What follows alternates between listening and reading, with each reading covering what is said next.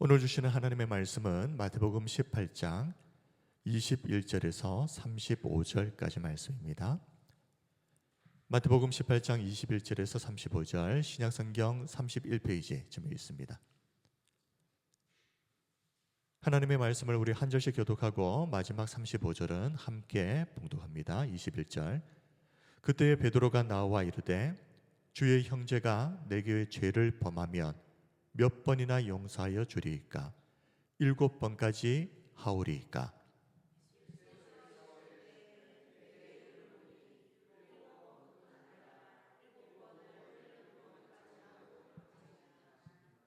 그러므로 천국은 그 종들과 결산하려 하던 어떤 임금과 같으니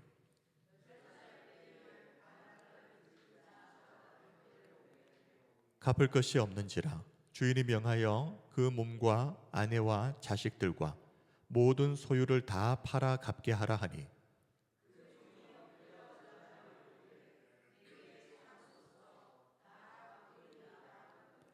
그 종의 주인이 불쌍히 여겨 놓아 보내며 그 빚을 탕감하여 주었더니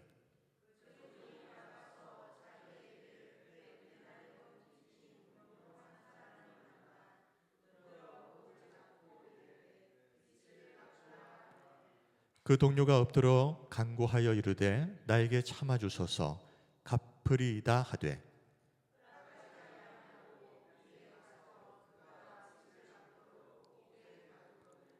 그 동료들이 그것을 보고 몹시 딱하게 여겨 주인에게 가서 그 일을 다 알리니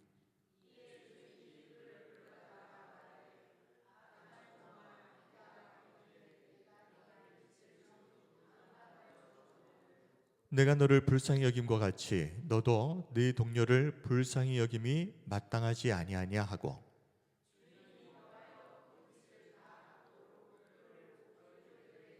함께 하겠습니다. 너희가 각각 마음으로부터 형제를 용서하지 아니하면 나의 하늘 아버지께서도 너희에게 이와 같이 하시리라. 아멘. 오늘 설교 제목은 온전한 용서를 가능하게 하는 비결입니다. 온전한 용서를 가능하게 하는 비결. 이 용서라는 주제가 설교에서 참 많이 다루는 주제입니다. 그러나 동시에 행동으로 옮기기는 참 쉽지 않은 주제이죠. 우리가 누군가를 용서해야 하는 가장 중요한 이유가 무엇이겠습니까? 다른 게 아니라 바로 나 자신을 위해서입니다. 우리가 용서하는 것은 다른 사람을 위해서 하는 것이 아니라 사실은 나 자신을 위해서 해야 하는 일이 용서입니다. 용서하지 않을 때 사실 가장 큰 손해를 보는 사람이 누구겠습니까? 가해자가 아니라 나 자신이다. 티베트 불교에는 이런 말이 내려옵니다. 원한을 품는 것은 다른 사람에게 던지려고 뜨거운 숯덩이를 손에 쥐고 있는 것과 같다.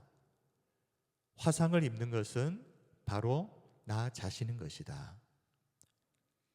누군가에게 상처를 받은 것도 억울한데 이 원한이라고 하는 감정을 품고 날마다 자신을 더 힘들게 만들고 있다면 이보다 더 억울한 일이 또 어디 있겠습니까? 이제는 나 자신을 위해서 내 손에 쥐고 있는 그 뜨거운 숯덩이를 내려놓았으면 좋겠습니다. 그래서 증오와 분노의 감옥에 갇혀있는 나 자신을 해방시키는 그 기적이 오늘 이 시간 우리 모두에게 일어나기를 간절히 바랍니다. 그런데 용서를 하지 않으면 가장 손해보는 거 나라는 거 다 알겠습니다. 문제는 다 알겠는데 이 용서가 말처럼 그렇게 쉽지 않다는 것이겠죠. 게다가 예수님께서 그의 백성들에게 요구하시는 용서는 일반적인 세상의 기준을 훨씬 넘어서는 하나님 나라의 기준이라는 점에서 더 힘들게만 느껴지는 것입니다. 그 예로 베드로가 예수님께 용서에 관해서 질문했을 때 예수님께서 어떻게 말씀하셨는가 한번 보시면 마태복음 18장 21절에서 22절입니다. 그때 베드로가 나와 이르되 주여 형제가 내게 죄를 범하면 몇 번이나 용서하여 주리이까? 7번까지 하오리이까? 예수께서 이르시되 내게 이르노니 7번뿐 아니라 7번을 70번까지라도 할지니라. 당시 랍비들은 관대한 사람이라는 말을 들으려면 3번은 용서해야 한다라고 가르쳤습니다. 그런데 베드로는 이보다 훨씬 더 많은 7번을 제시합니다. 베드로가 이 말을 했을 때 아마 이런 기대를 했겠죠. 이 정도면 예수님께서 분명 칭찬하실 거야. 그런데 예수님은 이렇게 말씀합니다. 고작 7번? 아니다.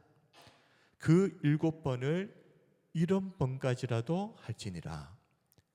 7번을 70번, 문자적으로 보면 490번입니다. 베드로가 말한 숫자, 이 7이라고 하는 숫자는 이미 잘 알고 계시는 대로 완전수입니다. 충만한 숫자, 완전수. 그렇다면 예수님이 말씀하신 이 70의 의미는 무엇이겠습니까? 70은 완전수 7과 하나님의 능력, 완전성을 상징하는 이 10을 곱한 것입니다. 즉 7의 완전함을 넘어서 이 완전함이 충만한 상태까지 이르는 것. 그저 단순한 완전함이 아니라 이 완전함을 넘어서 이 완전함이 충만한 상태, 그것을 의미하는 숫자가 70이라는 숫자입니다. 그래서 유대인들에게는 이 70이라는 숫자가 상당히 중요한 의미를 가지고 있는데요. 예를 몇 가지 들어보면 출애굽기 24장 1절을 보시면 또 모세에게 이르시되 너는 아론과 나답과 아비후와 이스라엘 장로 몇 명요? 70명과 함께 여호와께로 올라와 멀리서 경배하고, 그리고 민수기 11장 16절도 여호와께서 모세에게 이르시되 이스라엘 노인 중에 네가 알기로 백성의 장로와 지도자가 될 만한 자 70명을 모아 내게 데려와 회막에 이르러 거기서 너와 함께 서게 하라 그랬습니다. 이스라엘의 장로 수가 70명이었다. 그래서 유대인의 최고 의결 기관인 산헤드린 공회도 구성원이 70명으로 구성되어 있습니다. 그리고 거기에 대제사장까지 포함하면 이제 71명이 되는 겁니다. 이 70명의 사람들이 이스라엘 공동체 전체를 대표하는 역할을 합니다. 그리고 누가복음 10장 1절을 보면 예수님께서 복음을 전하도록 각 동네마다 제자들을 보내시는데 그 숫자가 70명이었다. 70인 전도대라고 우리가 부르죠. 누가복음 10장 1절 그 후에 주께서 따로 70인을 세우사 친히 가시려는 각 동네와 각 지역으로 둘씩 앞서 보내시며, 이 전도대의 숫자도 70명이었습니다. 그리고 바벨론 포로 기간 아시죠? 70년입니다. 이스라엘의 죄에 대한 심판과 이 정화의 기간으로 하나님은 70년이라는 기간을 세우셨는데 예레미야 25장 11절에서 12절 이 모든 땅이 폐허가 되어 놀랄 일이 될 것이며 이 민족들은 70년 동안 바벨론의 왕을 섬기리라. 여호와의 말씀이니라. 70년이 끝나면 그랬습니다. 70년이 끝나면 내가 바벨론의 왕과 그의 나라와 갈대아인의 땅을 그 죄악으로 말미암아 벌하여 영원히 폐허가 되게 하되, 하나님께서는 바벨론 포로 기간을 왜 70년으로 삼으셨겠습니까? 7의 완전수에 하나님의 능력과 완전성을 의미하는 10을 곱해서 7의 완전함을 넘어서는 이 완전함의 충만한 기간. 자, 그리고 다니엘의 유명한 예언이 있는데 70일의 예언이라고 하는 것이 있습니다. 다니엘서 9장 24절에 내 백성과 내 거룩한 성을 위하여 70일을 기한으로 정하였나니 허물이 그치며 죄가 끝나며 죄악이 용서되며 영원한 의가 드러나며 환상과 예언이 응하며 또 지극히 거룩한 이가 기름 부음을 받으리라. 자, 여기서 70일에 예전 성경에는 70일에라고 되어 있는데 1회라는 것이 7년입니다. 그래서 7 곱하기 70년이 되는 겁니다. 그래서 490년이 되는 것이죠. 이 70이라는 숫자도 여기서 완전함의 충만함이라는 의미로 사용됐습니다. 자, 490, 7 곱하기 70에서 490이라고 하는 이 숫자가 아까 베드로가 질문했을 때 예수님이 답변하신 7번을 70번까지 490과 일치하는 것입니다. 이 기간이 지나게 되면 허물이 그치고 이스라엘의 죄가 끝이 나고 죄악이 용서되고 영원한 의가 드러나고 환상과 예언이 응하고 지극히 거룩한 이가 기름 부음을 받는 이런 일들이 일어나게 될 것이다. 이 예언이 다니엘의 70일의 예언입니다. 여기서도 70이라는 숫자가 완전함의 충만함이라는 의미로 등장합니다. 자, 이처럼 유대인들에게 70이라는 숫자는 역사적으로도 그렇고 성경적으로도 굉장히 중요한 의미를 가지고 있습니다. 예수님께서 몇 번을 용서해야 되겠습니까? 하는 이 베드로의 질문에 대해서 완전수 7을 넘어서 거기에 충만함을 의미하는 70을 곱하신 것은 단순히 문자적으로 정말 490번을 용서하라 이런 의미가 아니라 완전을 넘어 완전함의 충만한 상태, 무한한 용서를 말씀하시는 것이죠. 무한대로 용서하라. 자, 사실 베드로가 말한 이 7번의 용서도 이미 세상의 기준을 훨씬 넘어서는 것입니다. 그런데 예수님께서는 지금 무한대의 용서를 말씀합니다. 이거 어떻게 해야 되겠습니까? 단 한 번 용서하는 것도 힘든 것이 인정하기 싫지만 우리의 현실이지 않습니까? 프랑소와 모리악이라는 사람의 독사뭉치라고 하는 책에 보면 이 한 사연이 나옵니다. 한 노인의 사연인데 이 노인이 결혼생활 마지막 한 30년 정도 되는 기간을 아내와 멀어져서 따로 떨어져서 마룻바닥에 내려와서 잤습니다. 왜 이런 일이 벌어졌는가? 30년 전에 5살 난 딸이 병이 들었었는데 그때 이 남편이 충분한 관심을 보여주지 않았다. 그래서 서로 논쟁을 하다가 말다툼을 벌이다가 그 후로 30년 동안 각방을 쓴 겁니다. 그런데 남편도 아내도 먼저 나설 마음이 전혀 없습니다. 근데 밤마다 남편은 아내가 이제는 좀 다가와 주겠지 하면서 기다리지만 오지 않고, 밤마다 또 아내는 이제 남편이 이제 좀 올라오겠지 그러는데 오질 않고, 그래서 그 책의 내용에 보면 이런 문장이 나옵니다.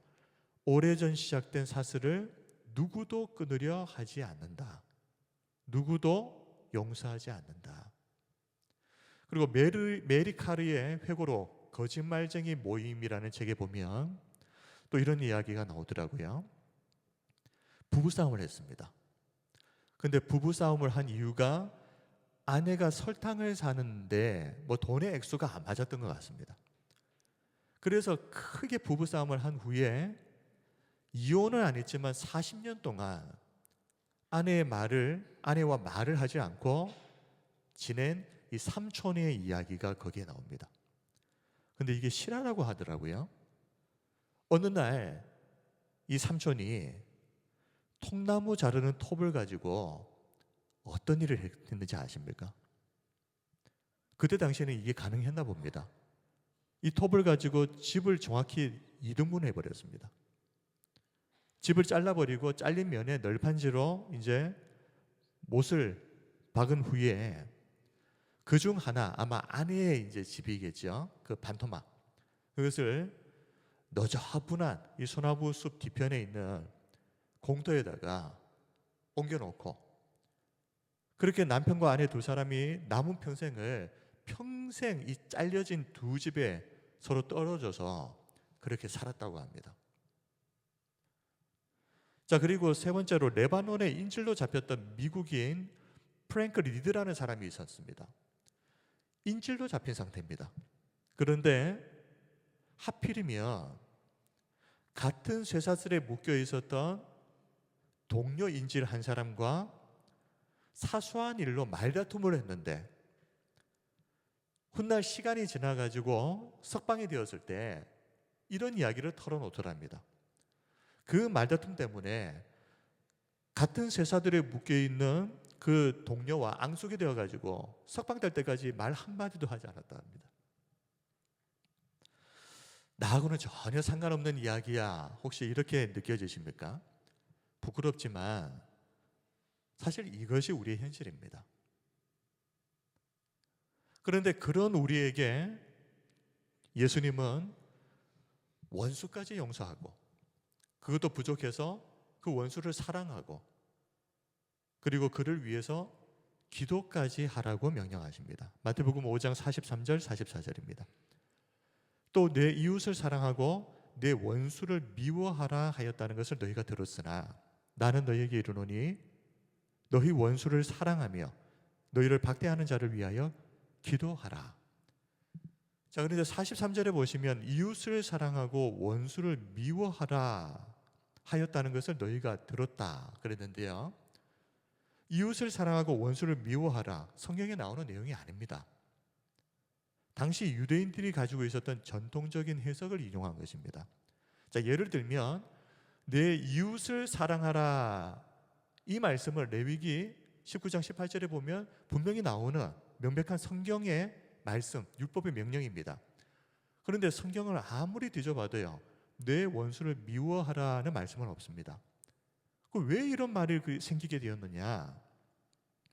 당시에 랍비와 유대인들이 내 이웃을 사랑하라는 말씀이 성경에 기록되어 있으니 그러면 반대로 원수는 어떻게 해야 되나?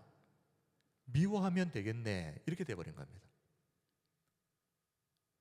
그게 당연한 거라고 생각해서 성경과는 전혀 상관없는 전통적인 해석이 만들어져 버린 겁니다. 그래서 사람들은 보통 다 이웃은 사랑하고 원수는 미워하면 되는 거구나.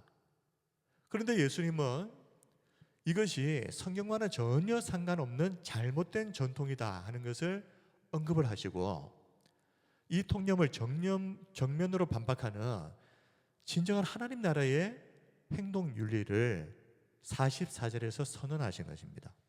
마태복음 5장 44절에 나는 너희에게 이르노니 너희 원수를 사랑하며 너희를 박해하는 자를 위하여 기도하라. 이것이 하나님 나라의 행동 윤리라는 겁니다. 세상의 윤리는 이웃은 사랑하고 원수는 미워하는 것이 당연한 것이지만 하나님 나라의 행동 윤리는 그런 건 아니다. 이웃을 사랑했느냐? 잘했다. 근데 원수도 사랑해야 된다는 겁니다. 그리고 그 원수를 용서하고 사랑할 뿐만 아니라 그를 위해서 기도까지 해야 된다. 원수를 사랑하고 용서하고 기도해 줘야 될 대상으로 확장하는 것입니다. 이것이 하나님 나라의 행동 윤리입니다. 그런데 우리는 당연히 사랑해야 될 대상도 제대로 사랑하지 못하는 우리이지 않습니까? 그런데 그런 우리를 향해서 예수님은 원수를 용서하고 사랑하고 그들을 위해서 기도까지 하라 명령하시는데, 이것이 우리에게 정말 가능하기는 한 것인가? 하나님은 혹시 애초부터 불가능한 것을 우리에게 요구하신 것은 아닌가? 그러나 예수님께서 우리에게 불가능한 것을 명령한 것이 아니라면 분명 뭔가 방법이 있을 겁니다. 오늘 바로 그 비결이 무엇인지에 대해서 살펴보려고 합니다.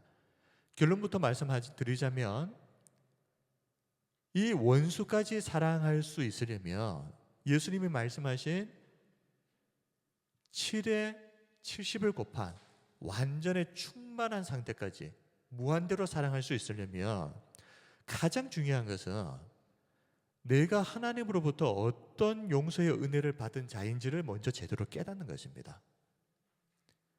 가장 중요한 것이 바로 이것입니다. 우리가 꼭 기억해야 됩니다. 하나님은 지금 하나님의 용서의 은혜를 누려본 적이 없는 불신자들에게 용서하라고 사랑하라고 명령하시는 것이 아닙니다. 이 용서의 명령은 이미 용서의 은혜를 누린 성도들, 바로 우리들에게 주신 명령입니다. 에베소서 4장 32절 말씀을 우리 같이 함께 한번 읽겠습니다. 시작. 서로 친절하게 하며 불쌍히 여기며 서로 용서하기를 하나님이 그리스도 안에서 너희를 용서하심과 같이 하라 그랬습니다. 하나님께서 그리스도 안에서 너희를 용서하심과 같이, 그 용서의 은혜를 받은 너희들이 용서해야 된다. 그런데 이 용서의 은혜를 누린 성도들이 왜 자꾸 반복해서 용서하는 이 일에 실패하겠습니까? 여러 가지 이유가 있겠지만 가장 유력한 한 가지 이유를 제가 한번 제시를 해보겠습니다. 이 용서를 은혜가 아니라 상호작용의 관점으로 접근하기 때문입니다. 용서를 은혜가 아닌 상호작용의 관점으로 접근한다. 자, 이것이 무슨 말인가 하면요, 우리가 누군가를 용서할 때 일단 상대방이 어떻게 하는지를 보는 겁니다. 자기 잘못을 좀 뉘우치고 있는지, 그리고 나에게 어떤 용서를 구하는 어떤 행동을 하려고 하는지, 그래서 그 사람이 어떻게 행동하는지를 보고 그에 대한 상호작용으로 용서를 한다, 이렇게 우리가 생각할 때가 많다는 겁니다. 그래서 실패하는 겁니다. 그리고 심지어 용서를 하고 나서도 내가 용서를 해준 대상이 어떻게 행동하는지를 또 보는 겁니다. 계속해서 상대방이 어떻게 하는지를 보고 결정을 한다는 것이죠. 그런데 하나님이 우리에게 요구하시는, 명령하시는 것은 상호작용으로서의 용서가 아니라 은혜를 담은 용서입니다. 은혜가 무엇입니까? 자격이 없는 자에게 거저 주시는 긍휼하심. 자격이 없는 자에게 거저 주는 것이 은혜입니다. 하나님이 우리에게 요구하시는 용서는 이 은혜를 담은 용서라는 것입니다. 우리가 바로 그 용서의 은혜를 받았고, 하나님은 그 용서의 은혜를 받은 우리들에게 네가 그 용서의 은혜를 받았으니 너도 그 은혜를 너의 가족, 너의 이웃, 심지어 너의 원수들에게 값없이 베풀라 하고 명령하시는 것입니다. 이것이 은혜를 담은 용서입니다. 네가 하는 행동을 봐서 내가 용서를 할지 안 할지 결정하겠다. 이런 상호작용의 용서는 불신자들도 하는 것입니다. 예수님 안 믿는 불신자들도 이 정도는 다 합니다. 예수님께서 그렇게 말씀하셨습니다. 그리고 예수님은 그런 인간적인 수준의 용서를 해봐야 아무 상도 없다라고까지 말씀하셨습니다. 마태복음 5장 46절 47절을 한번 보십시오. 너희가 너희를 사랑하는 자를 사랑하면 무슨 상이 있으리요? 세리 또 이같이 아니하느냐? 또 너희가 너희 형제에게만 무난하면 남보다 더하는 것이 무엇이냐? 이방인들도 이같이 아니하느냐? 예수님은 누가복음 6장에서 똑같은 이 말씀을 하신 후에 중요한 한마디를 덧붙이십니다. 누가복음 6장 34절 35절을 한번 보십시오. 너희가 받기를 바라고 사람에게 구워주면 칭찬받을 것이 무엇이냐? 죄인들도 그만큼 받고자 하여 죄인에게 구워주느니라. 오직 너희는 원수를 사랑하고 선대하며, 자, 중요한 것입니다. 아무것도 바라지 말고 구워주라 그랬습니다. 그리하면 너희의 상이 클 것이요 또 지극히 높으신 이의 아들이 되리니 그는 은혜를 모르는 자와 악한 자에게도 인자하시니라. 받기를 바라고 사람에게 뭔가를 해준다면 무슨 칭찬받을 것이 있겠느냐? 원수를 사랑하고 선대하며 아무것도 바라지 말고 구워주라. 아무것도 바라지 말고, 상대방이 어떻게 하는지 그런 거 따지지 말고 아무것도 바라지 말고 해주라는 것입니다. 예수님은 우리가 누군가를 용서할 때 뭔가 상대방의 어떤 반응 기대하지 말고 아무것도 바라지 말고 행해야 한다. 그런데 이것이 바로 하나님 나라의 용서의 원리, 은혜를 담은 용서다라는 것입니다. 우리가 인간의 상호작용으로서의 용서가 아니라 이렇게 하나님의 은혜를 담은 용서를 하기 위해서는 오늘 우리가 읽은 본문 1만 달란트 빚진 종의 비유를 우리가 잘 한번 눈여겨봐야 됩니다. 하나님의 은혜를 담은 용서를 하려면 어떻게 해야 되는가? 마태복음 18장 23절 이 1만 달란트 빚진 종의 비유를 시작하면서 예수님은 천국은 어떤 곳인가에 대해서 이 서문으로 시작을 합니다. 그러므로 천국은 그 종들과 결산하려 하던 어떤 임금과 같으니. 자, 지금부터 예수님이 말씀하실 1만 달란트 빚진 종의 비유는 예수님께서 지금 천국, 하나님 나라의 본질과 원리에 대해서 지금 설명해 주시는 비유다 하는 것을 우리가 먼저 알고 시작을 해야 됩니다. 1만 달란트 빚진 종의 비유는 하나님 나라의 원리를 지금 이야기하고 계시는 것이다. 자, 그런데 오해해서는 안 되는 것이 이 비유는 천국은 천국인데 죽어서 갈 천국이 아닙니다. 지금 여기 현세의 삶에서 하나님 나라의 백성들이 실천해야 할 윤리적인 원칙을 말하는 겁니다. 하나님 나라에서는 어떻게 살아야 되는지, 하나님 나라에 속한 백성들은 어떤 행동을 하면서 살아야 되는지를 지금 알려주시는 겁니다. 비유의 내용을 보면 한 종이 주인에게 10,000달란트의 빚을 졌다. 24절이죠. 결산할 때에 10,000달란트 빚진 자 하나를 데려오매. 자, 10,000달란트는 6천만 데나리온입니다. 자, 1데나리온이 성인 한 사람의 하루 일당입니다. 6천만 데나리온. 그러니까 약 16만 4천년치 일당입니다. 당시 유대 지역의 전체에서 로마가 유대 지역을 점령해서 식민지로 삼았을 때 이 유대 지역 전체에서 거둔 세금 10년치가 10,000달란트 정도 되었는데 오늘날로 치면 한 8조 원 정도 되는 금액입니다. 그런데 이 10,000달란트는 자, 예수님은 왜 굳이 이 10,000달란트를 이야기하셨을까? 이 만이라는 숫자 단위를 사용하신 이유가 있습니다. 당시 그리스 로마 문화권에서는 이 만이라는 숫자가 당시의 숫자 체계에서 표현할 수 있는 가장 큰 숫자 단위였습니다. 그러니 예수님은 그때 당시 사용할 수 있는 가장 큰 숫자 단위로서 만이라고 하는 단어를, 이 숫자 단위를 사용하신 겁니다. 자, 만, 헬라어로 미리오스. 자, 이 단어가 뜻하는 그 의미 자체가 헤아릴 수 없이 많다라는 의미입니다. 그런데 이 미리오스에서 영어 단어 미리엇이라고 하는 영어 단어가 파생이 됩니다. 이 미리엇 그 영어 사전을 한번 보시면 명사형으로도 미리엇, 무수히 많다. 그리고 형용사형으로도 미리엇입니다. 무수한이라는 뜻입니다. 그러므로 이 본문에 나오는 1만 달란트의 이 만을 문자적으로 정말 그냥 10,000달란트로 볼 것이 아니라 어떻게 봐야 됩니까? 당시 인간들이 상상할 수 있는 가장 큰 돈의 액수, 그리고 사람의 힘으로는 평생 절대 갚을 수 없는 액수를 의미하는 것이다. 이렇게 보셔야 되는 겁니다.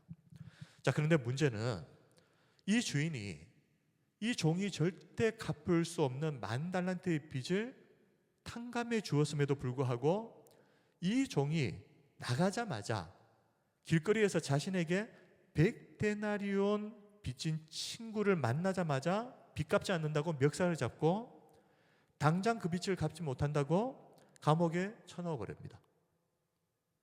이 100데나리온이라고 하는 금액은 아까 1데나리온이 장정 한 사람이 하루 일해서 버는 일당이라고 했지 않습니까? 100일치 일당입니다. 그러면 하루 일당 10만 원으로 잡으면 한 1,000만 원 정도 되는 금액인데, 물론 결코 적은 금액은 아니죠. 그런데 이 종이 주인에게서 탕감받은 1만 달란트에 비하면 60만 분의 1밖에 안 되는 금액인 겁니다.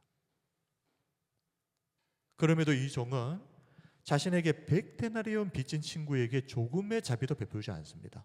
그런 용서를 받아놓고도 이 소식을 들은 왕은, 주인은 당장 그 악한 종을 불러들여서 빚을 다 갚을 때까지 나오지 못하도록 옥졸들에게 넘겨버립니다. 자, 예수님께서 이 비유를 말씀하신 이유가 무엇이겠습니까? 우리가 1만 달란트 빚진 종의 비유를 읽고 나서 꼭 읽어야 되는 구절이 그 마지막 구절인 35절입니다. 마태복음 18장 35절. 너희가 각각 마음으로부터 형제를 용서하지 아니하면 나의 하늘 아버지께서도 너희에게 이와 같이 하시리라. 예수님이 말씀하신 이 비유대로 하나님께 1만 달란트의 빚을 탕감받은 우리들이 만약 우리에게 고작 100데나리온 빚진 자를 용서하지 않고 모질게 대하게 되면 이 비유에 나오는 종처럼 무서운 심판을 받을 것이다 하는 무서운 경고를 담은 비유가 바로 오늘 1만 달란트 빚진 종의 비유입니다. 이제 이 비유가 얼마나 무서운 비유인지 아시겠습니까? 아이고 그냥 용서해 줬구나 그러면서 참 아름답고 좋은 이야기로 끝날 이야기가 아니라 엄청나게 무서운 경고성 비유입니다. 그런데 예수님께서 이 비유를 통해서 정말 우리에게 말씀하시고 싶으신 것은 우리가 하나님께 어떤 용서의 은혜를 받은 자인지를 알아야 된다는 것입니다. 그런데 종종 우리는 반대로 행동을 하죠. 하나님께는 마치 100데나리온 빚을 탕감받은 사람처럼 행동합니다. 그런데 다른 사람이 내게 빚진 것은 마치 절대 용서받을 수 없는 1만 달란트처럼 여기고 행동한다는 것입니다. 거꾸로 하는 겁니다.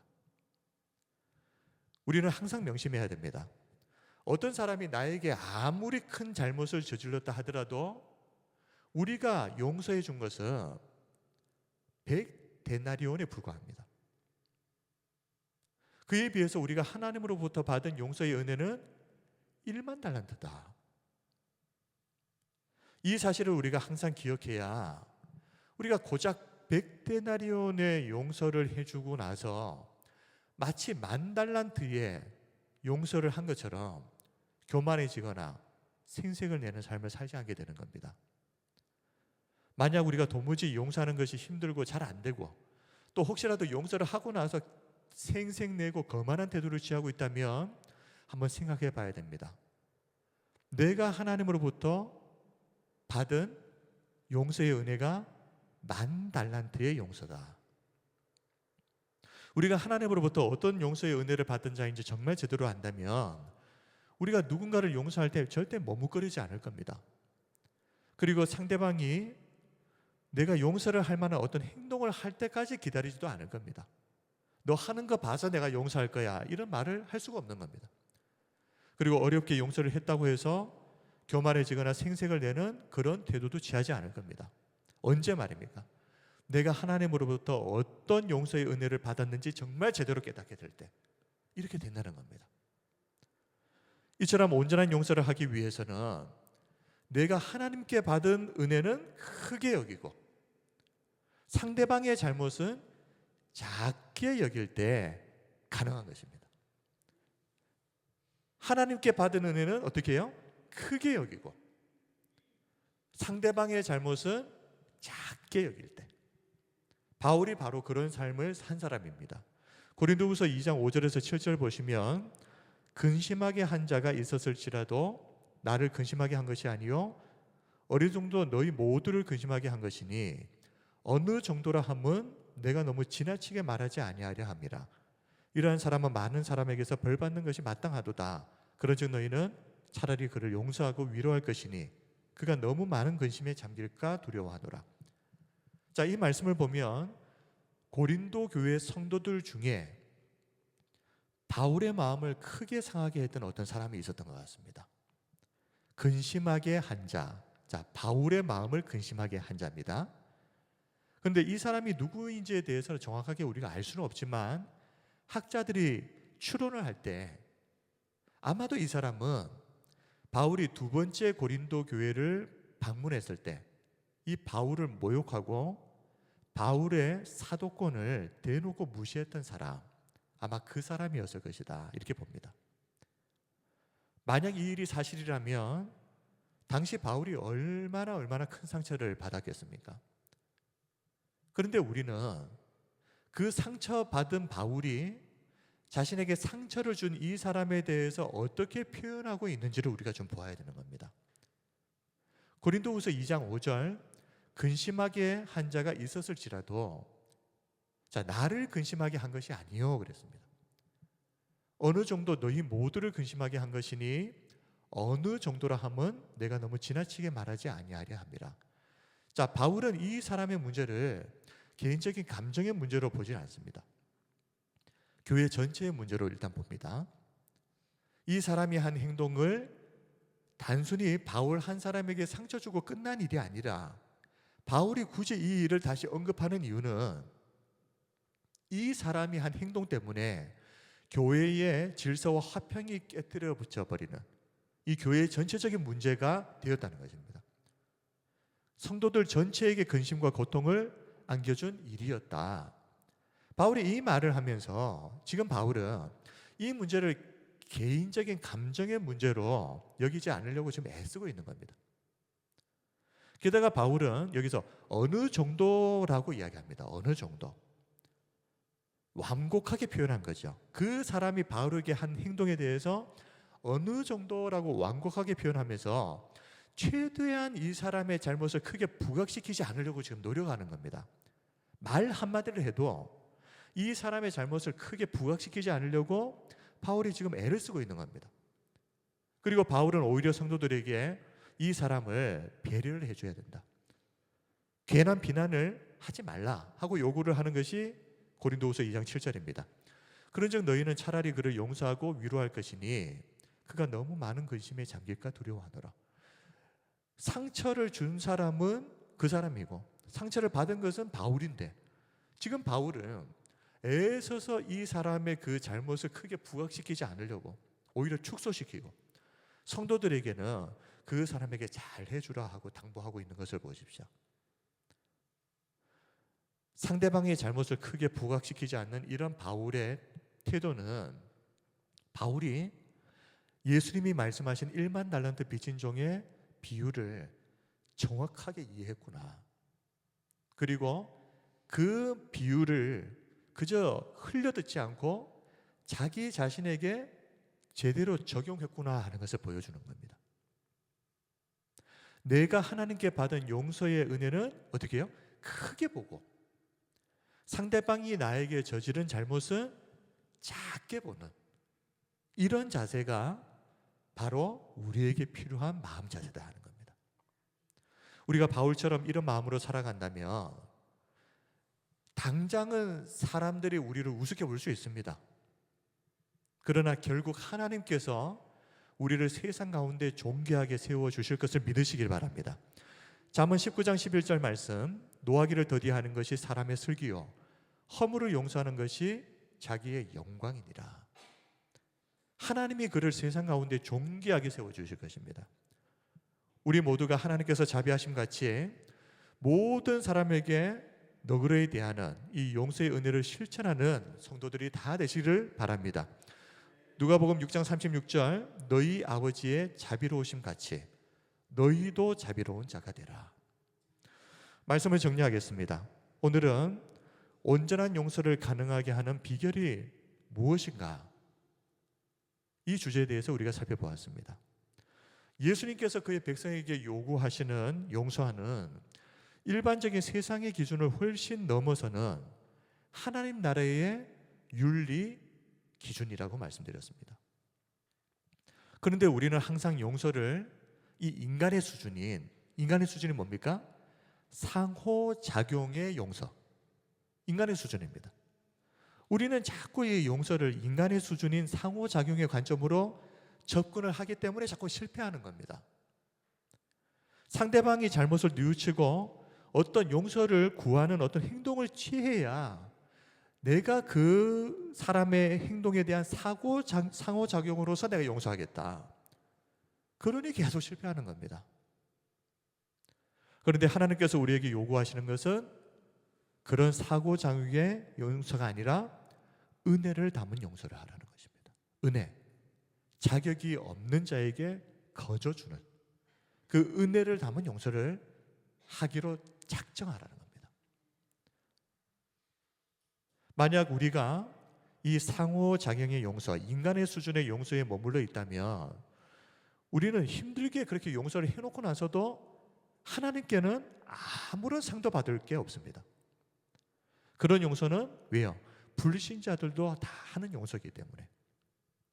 그러므로 상대방의 반응을 살피지 말고 아무것도 바라지 말고 아무것도 기대하지 말고 그 사람이 어떻게 행동하든 말든 상관없이 그저 하나님의 은혜를 담아서 용서하시기 바랍니다. 우리가 그렇게 해야 하는 이유는 우리가 하나님께 이미 그런 용서의 은혜를 받은 자이기 때문이고, 그리고 그렇게 해야 증오와 미움의 감옥에서 바로 내가 해방될 수 있기 때문입니다. 그리고 용서와 관련해서 중요한 팁을 하나 말씀드렸죠. 1만 달란트 빚진 종의 비유를 통해서 어떤 사람이 나에게 아무리 큰 잘못을 저질렀다고 해도 우리는 그 잘못을 어떻게 생각해야 된다고요? 이거는 100데나리온이다. 그런데 그에 비해 하나님께서 우리에게 주신 용서의 은혜는 어떻게 해요? 1만 달란트다. 우리가 어떤 사람의 잘못을 용서해 준다고 해도 그냥 문자적으로만 본다면 하나님이 우리에게 주신 용서의 은혜의 60만 분의 1밖에 안 되는 용서를 한 것밖에 없다는 것. 우리가 그것을 알아야 용서를 하고 나서 생색내지 않는 겁니다. 그리고 오히려 용서할 수 있는 용기를 주신 하나님께 감사할 수 있는 겁니다. 항상 하나님께 받은 은혜는 크게 보고 상대방이 나에게 저지른 잘못은 작게 여기는 그런 용서의 사람들이 다 되시기를 바랍니다. 자, 우리 마지막으로 코리텐붐 여사의 간증 하나 소개하고 말씀을 마치겠습니다. 네덜란드 출신의 이 코리텐붐 이 여사는 2차 세계대전 중에 유대인을 숨겨주었다가 체포되었습니다. 그래서 라벤스비르크 강제 수용소에 수감되는데 여동생이었던 베시가 이 수용소에서 사망합니다. 전쟁이 이제 끝났습니다. 끝나고 나서 코리텐붐 여사가 이제 유럽을 순회하면서 수용소 생활에서 겪었던 고통들, 그리고 동생 베시의 희생에 대해서 이제 여러 곳을 다니면서 간증을 했는데요. 때는 1947년입니다. 1947년 독일 뮌헨의 한 교회에서 하나님의 용서에 대해서 이제 간증을 하고 다 마친 후에 이제 사람들과 인사를 나눌 거 아닙니까? 아니 그런데 어디서 낯익은 얼굴이 한 사람이 있는 겁니다. 가만히 보니까 무척 나이가 많이 들기는 했지만 이 사람이 코리텐붐 여사가 동생 베시와 함께 강제 수용소에 수감되어 있을 때 가장 고통스럽게 그렇게 괴롭혔던 그 경비병 중에 한 사람이었던 겁니다. 하필이면 그 자리에 그 사람이 있었습니다. 이 사람이 코리에게 다가와서 활짝 웃으면서 이렇게 말을 하더랍니다. 자신은 이제 그리스도인이 되었다. 그리고 과거에 자신이 행했던 그 잔혹한 일들에 대해서 하나님께 간절히 용서를 구했다. 그러니 코리 당신이 이제는 나를 용서해 주십시오 하면서 손을 내밀더랍니다. 그런데 그때 그 손을 내미는 그 경비병 그 사람을 보면서 코리텐붐 여사의 마음에 갑자기 옛날에 그 과거의 기억들이 막 떠오르면서 참을 수 없는 혐오감과 증오심이 터져 나오기 일보 직전이었습니다. 감정적으로 도저히 어떻게 할 수 없는 상황이었답니다. 그런데 그때 인간적으로는 도저히 그 사람의 손을 잡을 수 없었는데 하나님의 명령에 순종해서 그 사람을 붙잡고 용서를 해줍니다. 그리고 나서 코리는 이렇게 말합니다. 용서는 감정이 아니라 행동이다. 하나님이 주신 사랑의 힘으로만 가능했다. 내가 하나님께 어떤 용서와 은혜를 받았는지 우리가 깨닫지 못하면 절대 우리는 이런 용서가 우리에게 가능하지 않습니다. 감정을 넘어서 의지를 가지고 온 세상에 이 하나님의 은혜와 용서를 자는 저와 우리 모든 성도님들이 되시기를 주님의 이름으로 축복하고 기도합니다. 아멘. 우리 함께 찬양하고 기도하겠습니다.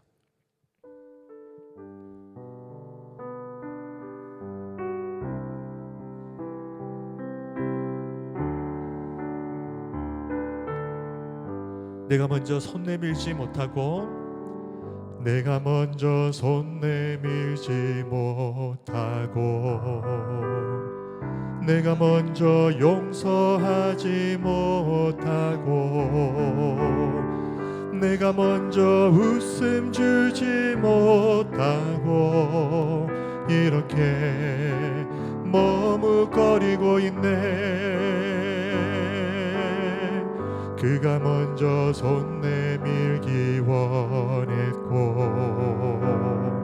그가 먼저 용서하길 원했고 그가 먼저 웃음 주길 원했네.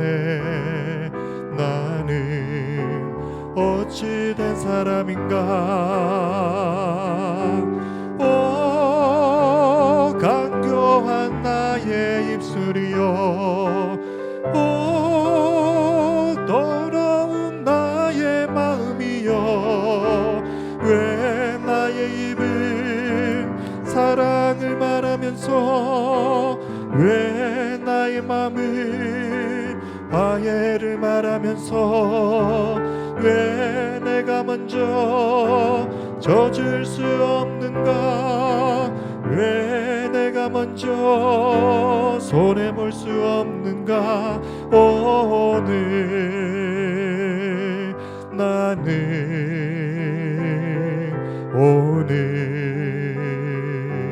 나는 주님 앞에서 몸둘 모르고 이렇게 흐느끼며 서 있네. 어찌할 수 없는 이 맘을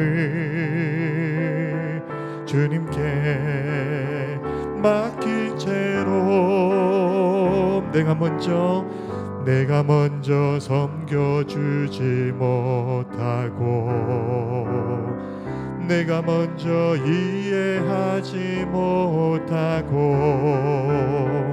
내가 먼저 높여주지 못하고 이렇게 고집 부리고 있네. 그가 먼저 섬겨주길 원했고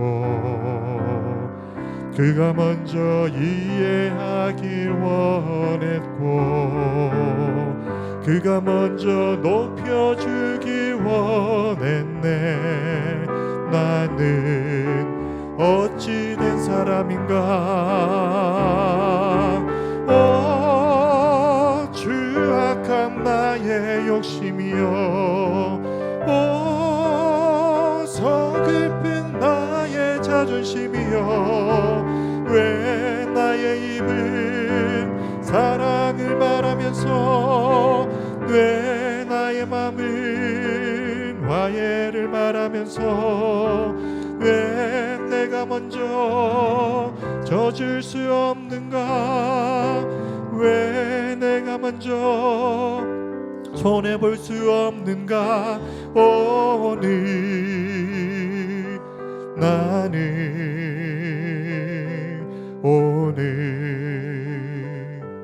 나는 주님 앞에서 몸둘 바 모르고 이렇게 흐느끼며 서 있네. 어찌할 수 없는 이 맘을 주님께 맡긴 채로 이제 우리 함께 기도하겠습니다. 용서하지 못하면 가장 손해보는 것은 바로 나 자신입니다.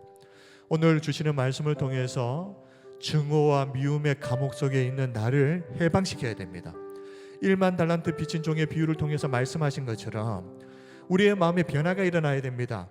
하나님께서 우리에게 주신 용서의 은혜는 1만 달란트이지만 내가 용서해주는 사람들의 잘못은 60만 분의 1밖에 되지 않는 100데나리온이다.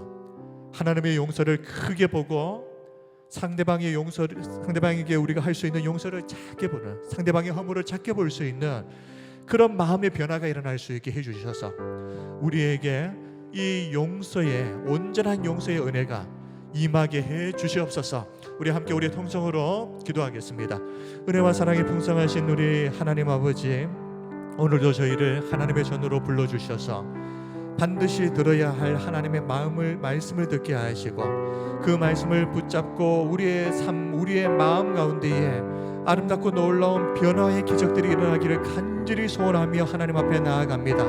하나님이 주신 용서의 은혜는 크게 보고 상대방의 허물은 작게 볼 수 있는 변화가 임하게 하여 주시옵소서. 아버지 하나님, 그리하여서 아버지 하나님, 예수님께서 말씀하신 그 무한대의 용서를 실천할 수 있는 우리가 되기를 원합니다. 용서하지 못하여서 증오와 미움의 감옥 속에 갇혀있는 우리 자신들이 해방되어지는 은혜가 임하게 하여 주시옵소서. 오늘도 하나님의 말씀이 우리의 인생, 우리의 삶을, 우리의 마음을 변화시키는 기적으로 임하게 하여 주시옵소서. 살아계신 예수님 이름으로 기도드립니다. 아멘. 영광과 찬양을 받으시기에 합당하신 우리 하나님 아버지, 오늘 주신 이 말씀을 통하여서 우리의 마음에 놀라운 변화의 기적이 일어나기를 소원합니다. 하나님이 주신 은혜는 크게 보고 상대방의 허물은 작게 보는 마음의 변화가 일어나게 해 주시옵소서. 그래야 오랫동안 증오와 미움의 감옥 속에 갇혀있던 우리의 영혼이 해방되는 기적이 일어나게 하여 주시옵소서. 하나님, 우리에게 이 은혜를 주실 줄 믿사옵고 살아계신 예수님 이름으로 기도드립니다. 아멘.